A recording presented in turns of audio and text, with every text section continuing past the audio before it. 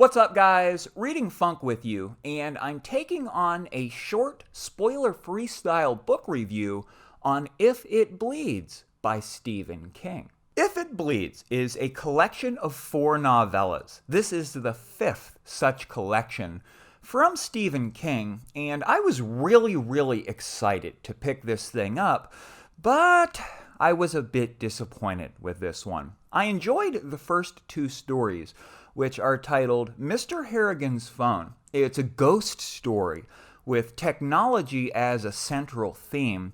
And the second one is titled The Life of Chuck, where we take a look at the life of a man who died. It's told in reverse order, in 3 parts. We start out with the death of Chuck, and we go back in time to get a better idea of who he really was. As far as these first 2 stories go, the first one kept me guessing, Mr. Harrigan's Phone, and I liked the horror aspect of it. A good ghost story is always a joy for me.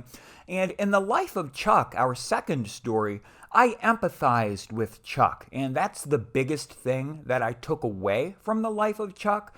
If an author can really get you invested in a character's life, that's an ace. The second and third stories in this collection are If It Bleeds, the title story, which is a direct sequel to Stephen King's The Outsider. This is another Holly Gibney tale, and the 4th story is called The Rat. And The Rat is about a failed writer, a failed novelist, who wants to write the great American novel. So he takes one last crack at it, going out into a cabin in the woods, a property that he owns, and while he's out there attempting to write the great American novel, a huge storm comes in, a snowstorm, and he finds himself trapped in the cabin. I disliked both of the 3rd and 4th stories in this collection. If It Bleeds is a spoiler for The Outsider and the Mr. Mercedes trilogy. I will warn you now that you may not want to read If It Bleeds if you haven't read those other books. All in all, with If It Bleeds, I disliked it for the same reasons that I disliked The Outsider. You know, I really like Holly Gibney as a character. Love the woman. It's unfortunate for me that King puts her in plots that I generally don't enjoy. I did enjoy the book Mr. Mercedes, which Holly Gibney is introduced in, but I would like to see King take her and reinvent the plots that she's in. I'd like to see her separated completely from the ideas in The Outsider and If It Bleeds. And finally, friends, The Rat, the final story in this collection that I felt had so much potential. And I think that maybe it could even work as a novel. I felt that King had to be quick about this because he was writing basically a long, short story. And I think that if he would have had more time to develop the ideas within, that it might have been a better read for me.